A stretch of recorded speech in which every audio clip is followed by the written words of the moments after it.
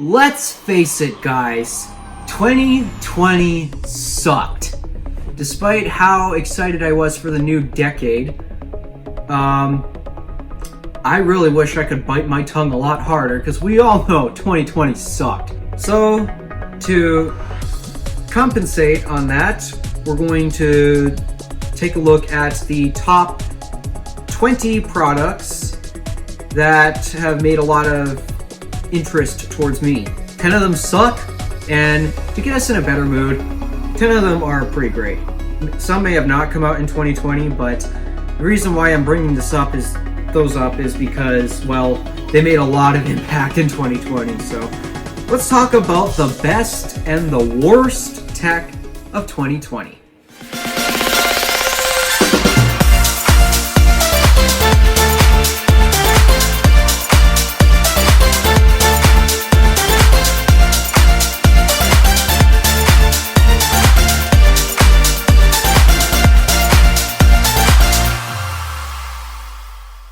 So I'm going to start off with the worst because I love to rant. So let's start off with the worst. Number 10 on the worst tech of 2020 is the Pixel 4a. It may have been cheap at $350, but for what it is, you could get a whole lot cheaper than $350. I'm not a fan of Pixel products. You guys should know that at this point. But when you say that it's $350, it's the basics. You can get an even more basic smartphone for less than $100. For all of these YouTubers and everyone else to say $350 for the basics, I'm sorry. My old Samsung Galaxy A50 that I got for Christmas last year, that was, what was it, $200? That was more than just the basics. I got an extra camera, an extra sensor, which I never made use of, a much bigger screen, much more powerful chip, much better battery. It was better in practically every way for $200.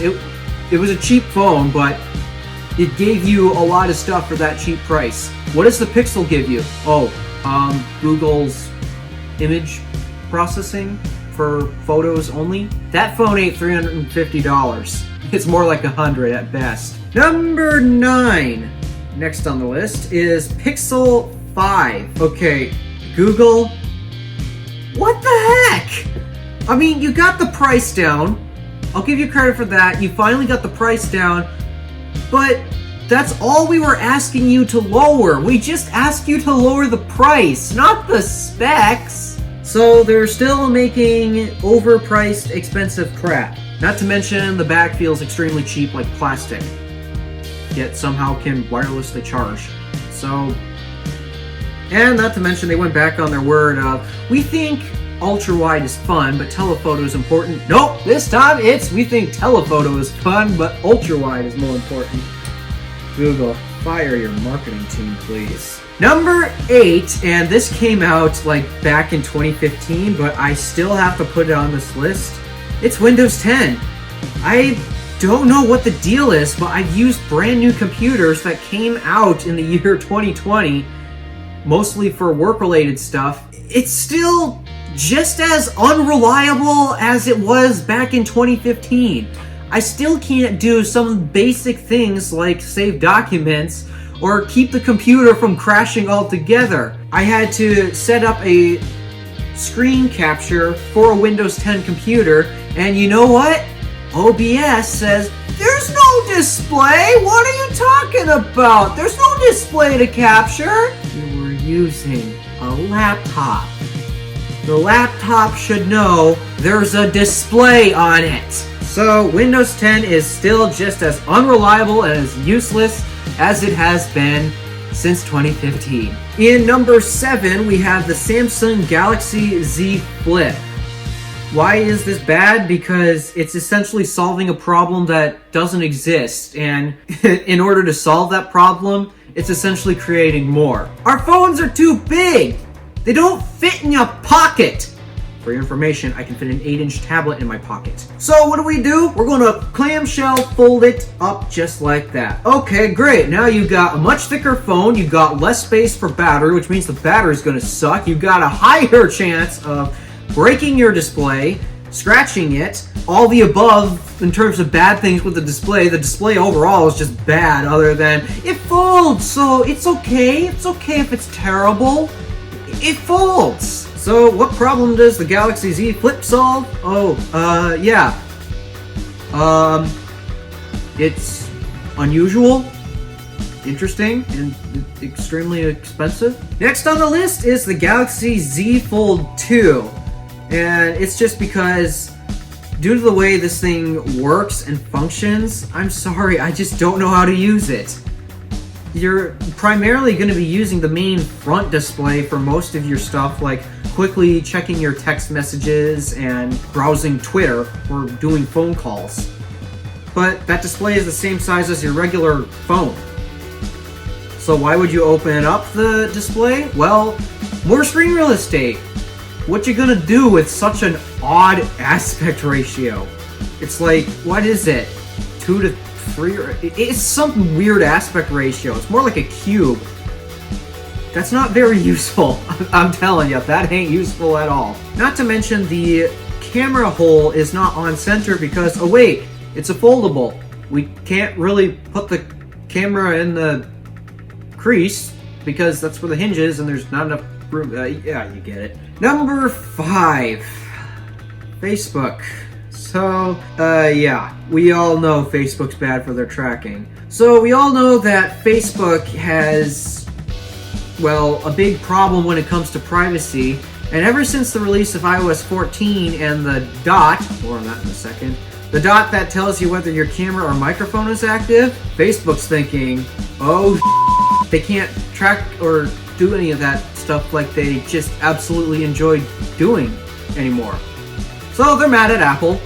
And now they're also even more mad at Apple when Apple is requiring a pop-up asking users, would you like to allow these apps to track you? Practically, I don't view Facebook as a social media site anymore. I view Facebook as a, here's all your data, here's where you can look for some advertisements. Number 4. Oh, this came out way early in the year.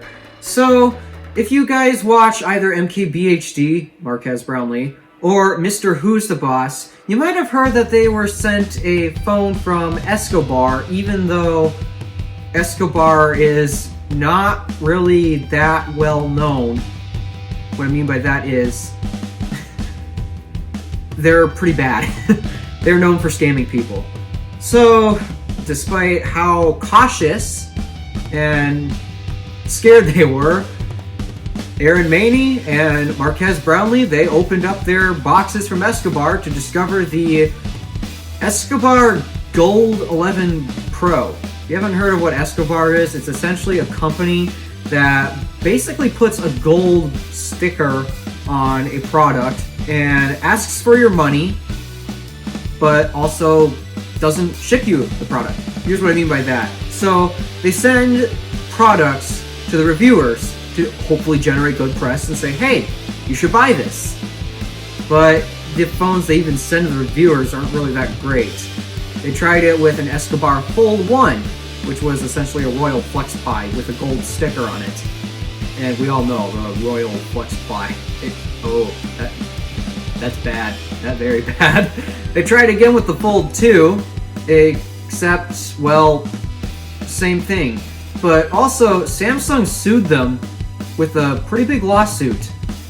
I'm not surprised that Samsung won. So they tried again, even after both Marques Brownlee and Mr. Who's the Boss gave horrible reviews towards Escobar, but Escobar still shipped him a phone, which was essentially an iPhone 11 Pro, and actually this time it wasn't a gold sticker, the back was actually covered in 24 karat gold.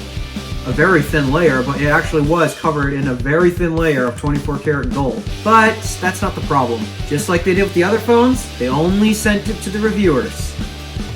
They didn't ship it to anyone else who pre-ordered one. Ooh, these are about to get real interesting. So time for the big top 3. I probably should have made awards for these. So in 3rd place, we have the Samsung Galaxy Note 20. I gave Pixel a lot of crap for making very cheap phones and selling them for expensive prices. Samsung, as I referred to it on my podcast, Samsung pulled a Pixel. They downgraded basically what was the real Note 20, the Note 20 Ultra, and essentially made a Note 20 Lite, but rebranded it as Note 20 for some reason. Basically, they took the glass panel off the back and traded it for plastic.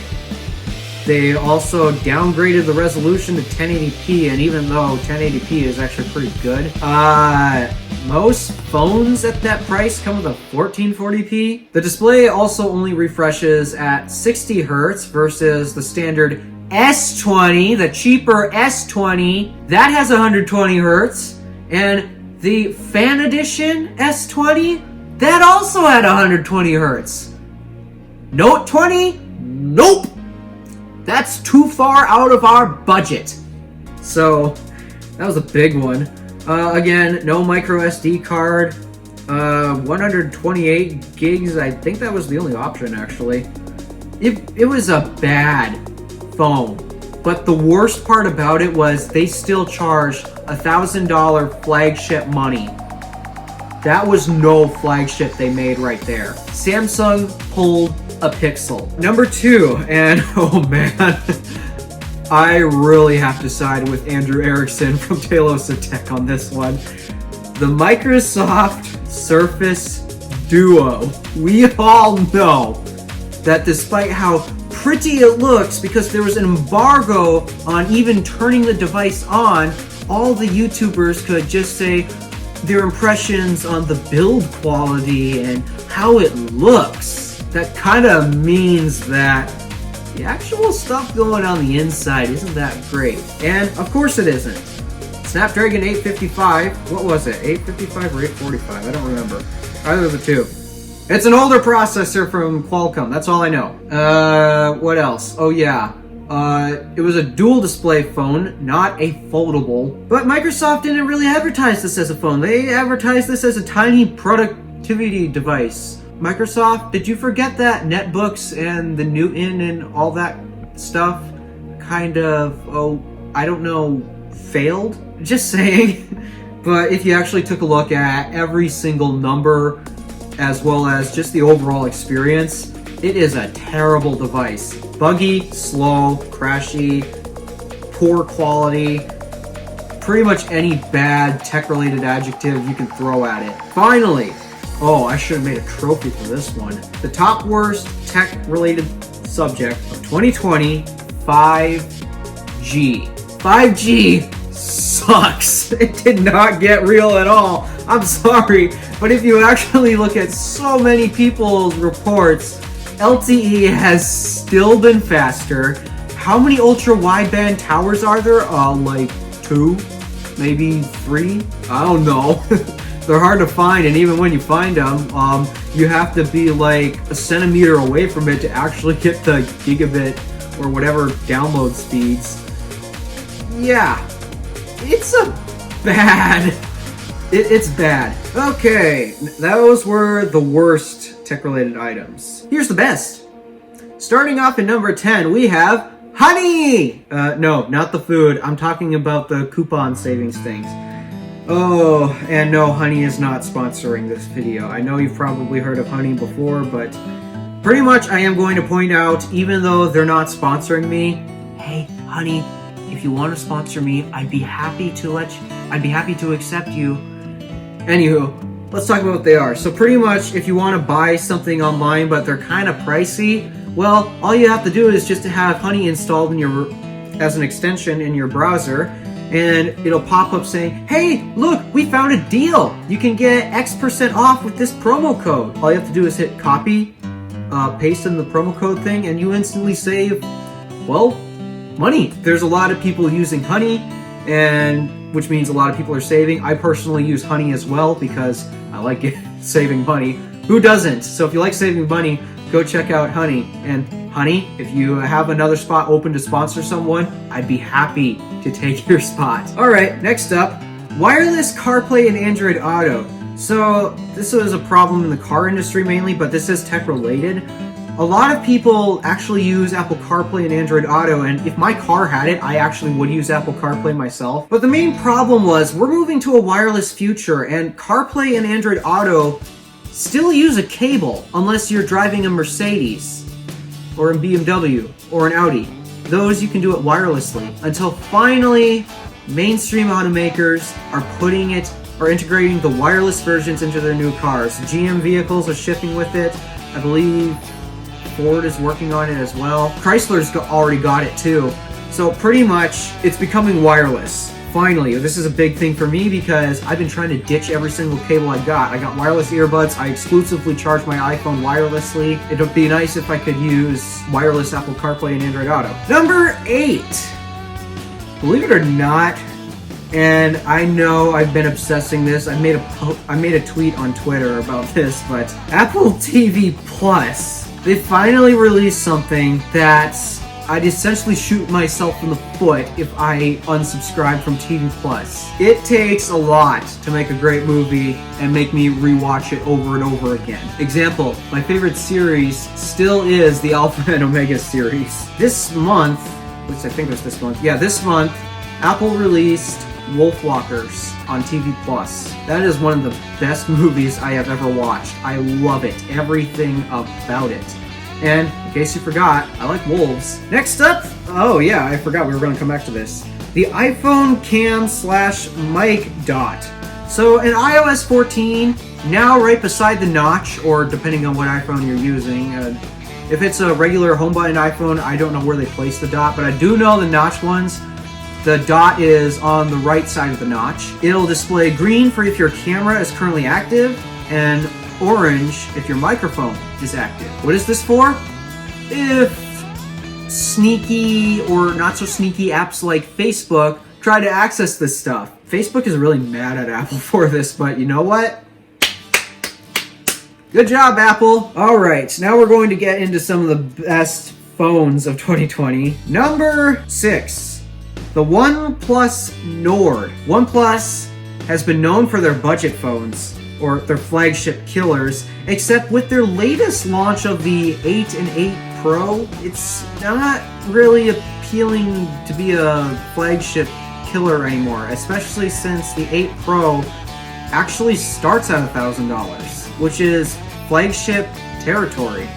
So finally, OnePlus went back to their roots and created a budget phone called the OnePlus Nord. Sadly, it was not sold here in the US. It was sold in Europe and other markets. It was basically a $400 Android phone with 2 cameras, 2 sensors that were useless, a high-end Snapdragon processor. I believe it came with 5G. And overall, it was just a really great phone. It even came with a 90 hertz display at, what was it, $400? Yeah.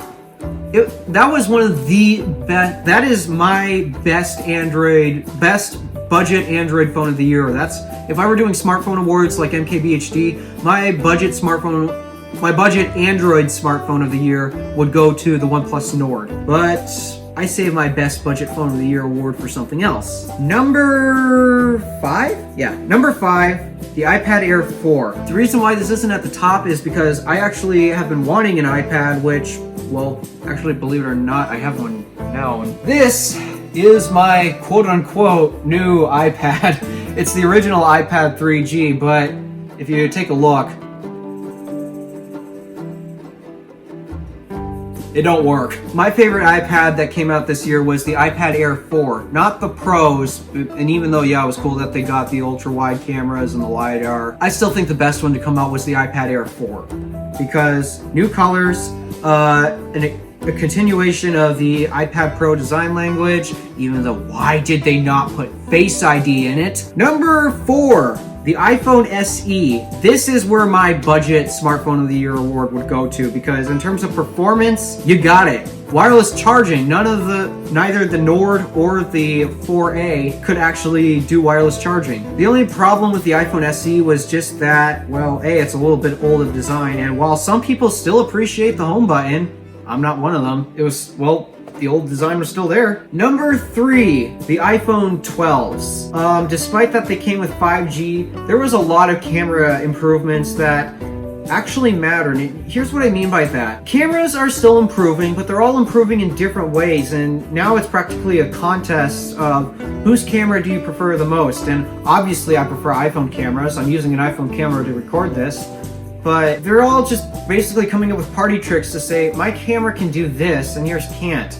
Like, for example, some cameras can shoot 8K video like the S20 Ultra, but in terms of camera quality, iPhones have made the best improvement that you actually can notice and do not require a high resolution TV to do. No, they can't record 8K, but they can record much better color quality than before. Dolby Vision 10-bit HDR at 4K, the 12 and 12 mini, 30 frames per second, the Pro phones, 60 frames per second. Those are things that you actually will see and will notice. In terms of most improved camera over a year, I gotta give it to the iPhone again, because these things are actually important when it comes to improving quality. You'll notice the colors are going to be much better. So yeah, my most improved camera award is going to the iPhone 12s. Number 2, and you might be surprised on this one because this did not come out in 2020, but I purchased it in 2020. My iPhone XS Max. Still my all-time favorite phone. It's the iPhone XS Max.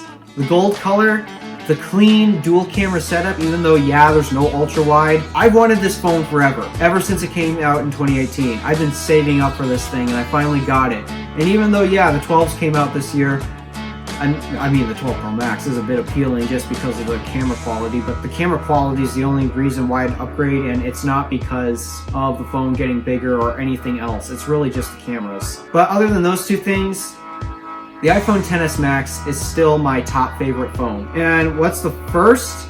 And even though I don't actually own one, neither does Salt Pepper. In fact, he ordered his way too soon. The M1 Apple processor. This thing is a beast. I mean, we did hear that it was going to produce some numbers that we never could imagine, but to see the basic Apple processor in their cheapest laptops and desktop, the MacBook Air, why the 13-inch MacBook Pro and then the Mac Mini? Keep in mind, this is their lowest end, their worst CPU ever made for the Mac. It's kicking Intel's and AMD's butt! So, if it can do that, Linus Tech Tips had to throw in a gaming laptop just to make the comparison fair.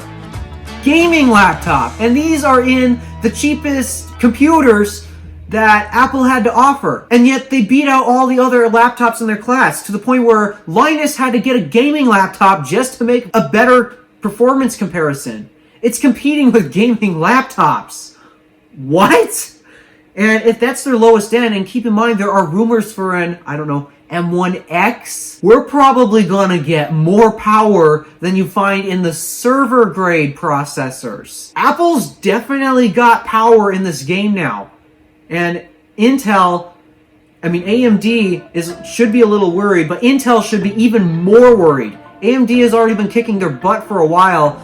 Now Apple's in the game here. In fact, this could really ruin PC sales. I don't know about you, but I think MacBooks are going to start... I think Macs in general are going to start appealing to the PC users again because now they're more powerful. And yeah, you could say if you do a do-it-yourself setup, there's no way you're going to be able to compete with Apple's products anymore. And sure, the PC builders, those who are enthused to build PCs, yeah, they're still going to build PCs, they're not going to sway, but for those who like to buy pre-built systems and are looking for as much power as possible, I think they're probably going to want to start looking at the Mac because, guys, I switched from Windows to Mac. The only thing that I found that these things can't do is gaming, and in case you forgot, I don't game. I don't play games like you guys do. I use them for work, and these people who usually buy the pre-built systems also use it for work. I think with the launch of the M1, Mac sales are really going to rise. That is why I put that as the best thing that has happened in tech of 2020. And holy crap, I have gone on talking for way too long. My mouth is dry, and yeah, the year is about to end.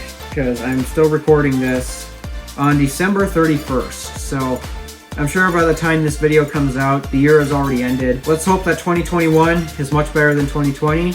And guys, thanks for sticking with me through 2020. I know that this is a brand new channel based off of the Random Alpha, except this one's just tech related. But I do have to say, I've come a long way from where I was before.